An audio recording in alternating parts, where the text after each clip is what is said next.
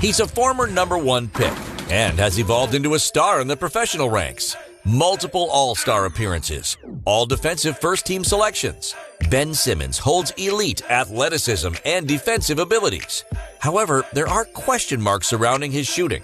There has been for a long time, which has resulted in a high level of criticism. But everything boiled over during the 2021 NBA playoffs, when Ben Simmons really forgot how to shoot.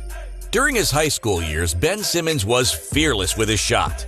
And even at the collegiate level at LSU, he made a single three-point attempt per game. Even though he wasn't regarded as a shooter at all, and had question marks with that facet of his game already, at least Simmons would still shoot. That side of his game was set to develop, right? Well, you already know the answer to that question. Simmons' athletic dominance, which allowed him to get to the rim whenever he wanted, as well as his strong rebounding, passing, and defensive game, caught scouts' attention. He was the epitome of the new era point-forward type of player. Simmons was catching big-time attention and was set for a big-time future. I thought his shot was pretty good coming out of high school. When he first got to Philly, I don't know what really happened, but his form changed to technically not correct. I think he lost confidence. Kevin Boyle.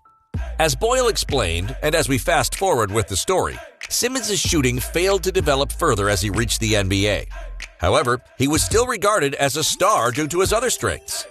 He wasn't the #1 pick for nothing. And as every offseason came, many thought that his shooting woes would ease. But year after year, this was not the case.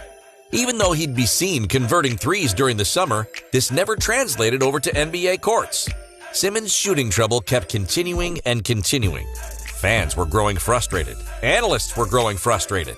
Even his team, the Philadelphia 76ers, were reportedly growing frustrated.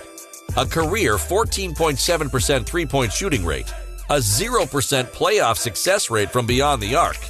Ouch, that's tough.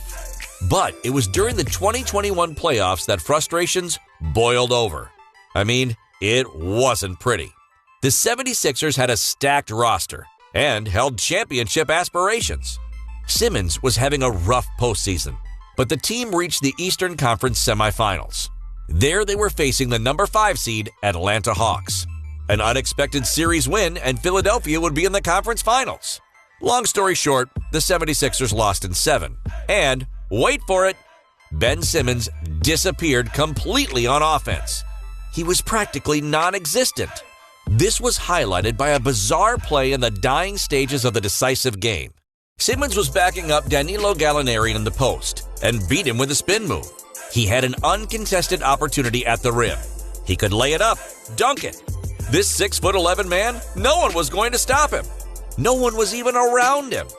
Yet he passed the ball, which led to free throw opportunities.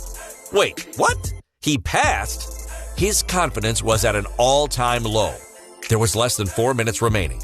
In a Game 7 contest, the 76ers were down by 2, and he passed up on an easy chance at the rim. As you know already, the 76ers lost the game and crashed out of the playoffs. Simmons averaged just 9.9 points through the series and was 15 for 45 from the free throw line. He attempted only 14 shots in the final 3 games and had just 3 fourth-quarter field goal attempts in the entire series. Yikes! In fact, Simmons was so bad from the free throw line that he broke a record in becoming the worst free throw shooter in postseason history with at least 67 attempts, surpassing Wilt Chamberlain and the Brick King himself, Shaquille O'Neal.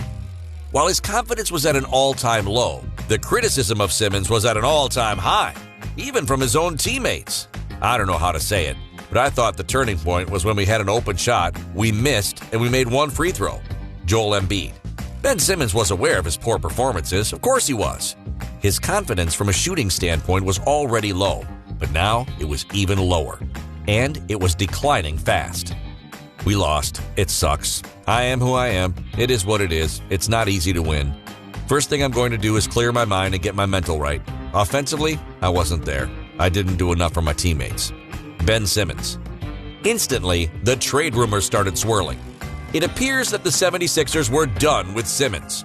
Their patience in their former #1 pick had run its course. It was time to explore the market. The young star was set for a long summer. A summer of righting the wrongs and training hard. He even withdrew from the Olympics with Australia to stay in the U.S. to train. But would Simmons' future remain in Philadelphia? Well, his relationship with Sixers fans had been declining over the years. While his defense and facilitating had been crucial to the team's success, his offensive limitations made him a liability, especially in late game situations when it mattered. But why? Why do we think Ben Simmons suffers from such a drastic problem with his shooting? Well, potentially, he might be shooting with the wrong hand. Yes, you heard that correctly. In 2006, Simmons spoke with Kevin Armstrong of the New York Daily News and revealed that he grew up using his right hand, but his father was insistent on him developing a left-handed shot and handle. The 76ers star attempts jump shots with his left hand, but often converts around the rim with his right. I've seen them shoot right-handed. It's better for them right-handed. They do everything else right-handed. I don't understand why you're shooting the ball left-handed. JJ Redick. Interesting stuff. It's been suggested that Simmons may consider switching his dominant shooting hand, but it is believed to be a radical change to make within his NBA career. This particular quote-unquote solution will be simply revealed in time. Although, one thing is certain, a jump shot has to develop either way. Nobody's expecting Simmons to ever be a knockdown shooter.